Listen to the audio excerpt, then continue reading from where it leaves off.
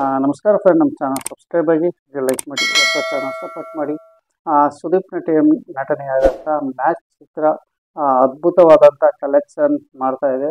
ನಿಮಗೆ ಗೊತ್ತೇ ಇದೆ, ವಿಜಯ್ ಕಾಲ್ಕರ್ಣಿ ಅವರ ಡೈರೆಕ್ಷನು ಮತ್ತು ನಮ್ಮ ಸುದೀಪ್ ಸರ್ ಅವರು ಹೀರೋ. ಸುಮಾರು ಒಂದು ಎರಡೂವರೆ ವರ್ಷದಿಂದ ಅವರು ಯಾವುದೇ ಫಿಲಮು ಮಾಡಿರಲಿಲ್ಲ.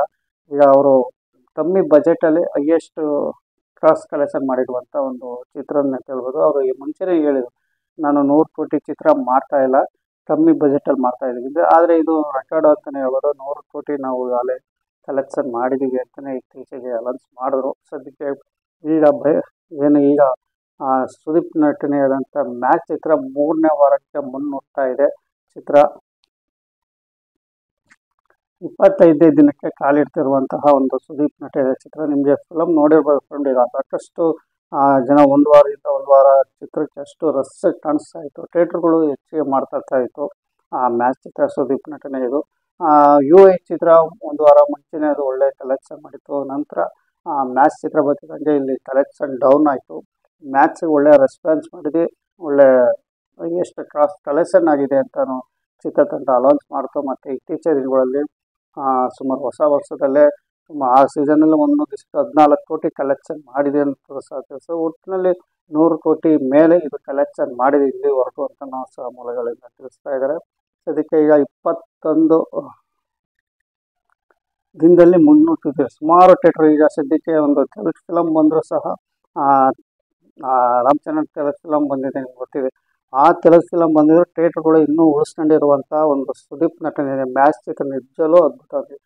ಯಾಕೆಂದರೆ ಇತ್ತೀಚಿನ ದಿನಗಳಲ್ಲಿ 1 ವಾರ 2 ವಾರ ಆದರೆ ಕನ್ನಡ ಫಿಲಮ್ಗಳು ಓಡ್ತಾ ಇರ್ತವೆ ಅಷ್ಟೇ. ತೆಲುಗು ಯಾವ ತಮಿಳ ಬಂದ್ಬಿಟ್ರೆ ಅಲ್ಲಿ ಚೆನ್ನಾಗಿ ಓಡೋ ಅಂಥವು ಸಹ ಕಿತ್ತಾಕ್ಬಿಡ್ತಾರೆ.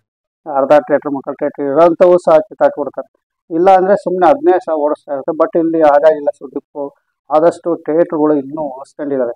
ಇಲ್ಲಿ ನೋಡಿರ್ಬೋದು ನಿಮಗೆ ಸುದೀಪ್ ನಟನೆಯಾದಂಥ ಥಿಯೇಟ್ರು ಆಲ್ಮೋಸ್ಟ್ ಇದು 100%ಅಲ್ಲಿ 85% ಇನ್ನೂ ಥಿಯೇಟ್ರು ಉಳಿಸ್ಕೊಂಡಿದೆ. ಇದು 3ನೇ ವಾರ ಅಷ್ಟೇ. ಅಂದರೆ ಆ ಫಿಲಮ್ ಅಷ್ಟೇ ಚೆನ್ನಾಗಿದೆ. ಸುದೀಪ್ ಒಂದು 7 ಗಂಟೆಯಿಂದ ಒಂದು ನೈಟಲ್ಲಿ ನಡೆಯುವಂತಹ ಒಂದು ಚಿತ್ರ. ಒಂದು ನೈಟು 7ರಿಂದ 7 ಗಂಟೆಯಿಂದ ನಡೆಯುವಂಥ ಪೊಲೀಸ್ ಲಕ್ಷಣಕ್ಕೆ ಇಲ್ಲಿ ನಡೆಯುವಂಥ ಒಂದು ಸ್ಟೋರಿ ನಿಜವಾದ.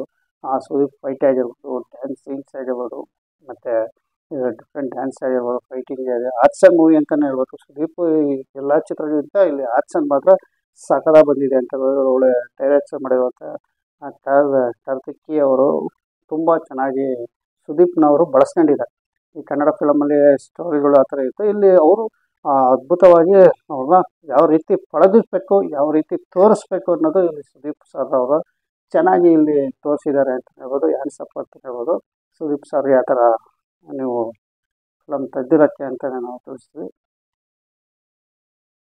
ಇದೇ ಥರ ನಮ್ಮ ಚಾನಲ್ ಸಪೋರ್ಟ್ ಆಗಿ, ಸಬ್ಸ್ಕ್ರೈಬ್ ಆಗಿ, ಹಾಗೆ ಲೈಕ್ ಮಾಡಿ. ಸುದೀಪ್ ಸರ್ದು ಏನೇ ಒಂದು ಫಿಲಮ್ ಮ್ಯಾಚ್ ಚಿತ್ರ ಅಪ್ಡೇಟ್ ಬಂದು ಈಗ ನಿಮಗೆ ವಿಷಯ ತಿಳಿಸ್ತೀವಿ. ಈಗ ಸದ್ಯಕ್ಕೆ 4ನೇ ವಾರದಲ್ಲಿ ಮುನ್ನುಗ್ತಿರುವಂಥ ಚಿತ್ರ ಮ್ಯಾಚ್ ಚಿತ್ರ. ಇನ್ನು 50 ದಿವಸ ಕಂಪ್ಲೀಟ್ ಆಗಲಿ.